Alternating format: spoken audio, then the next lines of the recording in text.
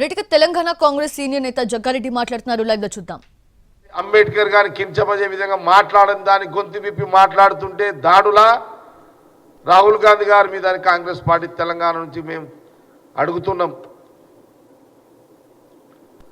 రాహుల్ గాంధీ గారు ఆయనకు ఒక బాధ్యత ఉంది. ఆ బాధ్యతలోనే అంబేద్కర్ గారిని అవమానించినందుకు వారికి గలమిప్పారు.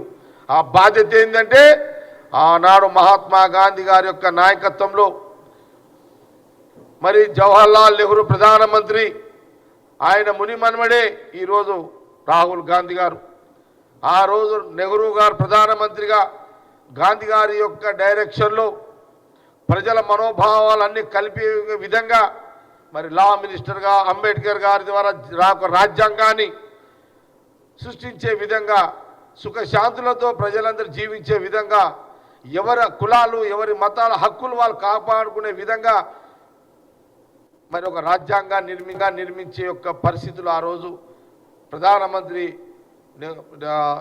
జవహర్లాల్ నెహ్రూ గారు అంబేద్కర్ ద్వారా చేయించడం జరిగింది. ఎందుకు అంటే ఆ రోజు అంబేద్కర్ గారు కూడా దళితుల యొక్క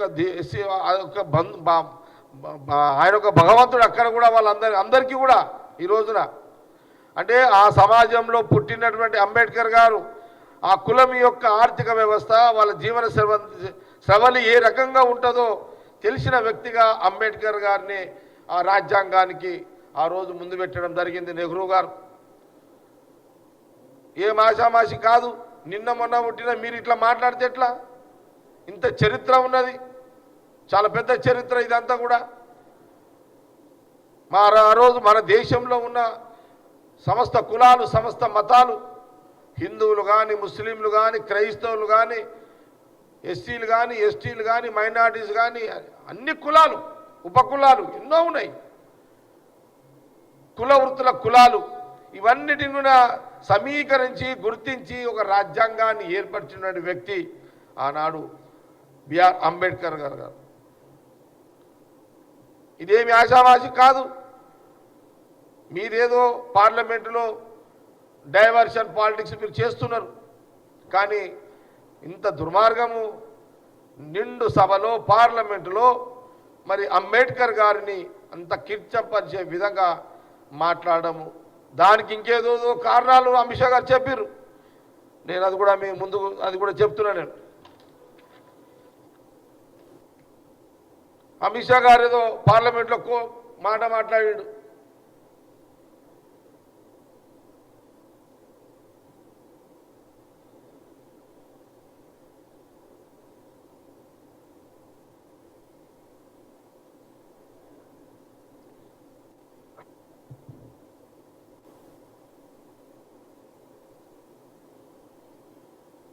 ఒక మాట ఏం మాట్లాడిండు అమిత్ షా గారు? అంబేద్కర్ గారు ఏమైనా దేవుడా?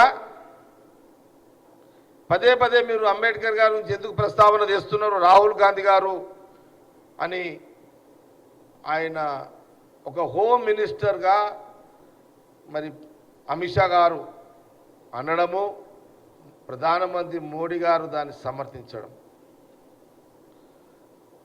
ఒక విషయాన్ని చెప్తున్నాను.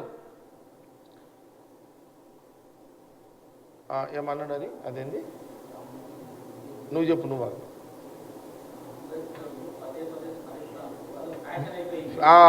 బా ఎంత చూడండి, అంబేద్కర్ గారిని పదే పదే మీరు మాట్లాడుతున్నారు అంబేద్కర్ గారి గురించి.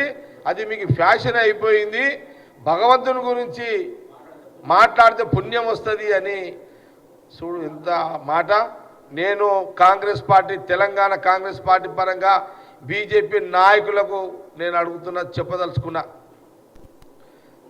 అంబేద్కర్ రాజ్యాంగం వేరు, భగవంతుడు వేరు. అమిత్ షా గారు, మీరు దేవుని మొక్కినట్టు భగవంతుని మొక్కి మీరు పబ్లిసిటీ చేసుకుంటారు. రాహుల్ గాంధీ గారు ఇంట్లో దేవుని మొక్కి పబ్లిసిటీ చేసుకోడు. అమిత్ షా గారికి బీజేపీకి రాహుల్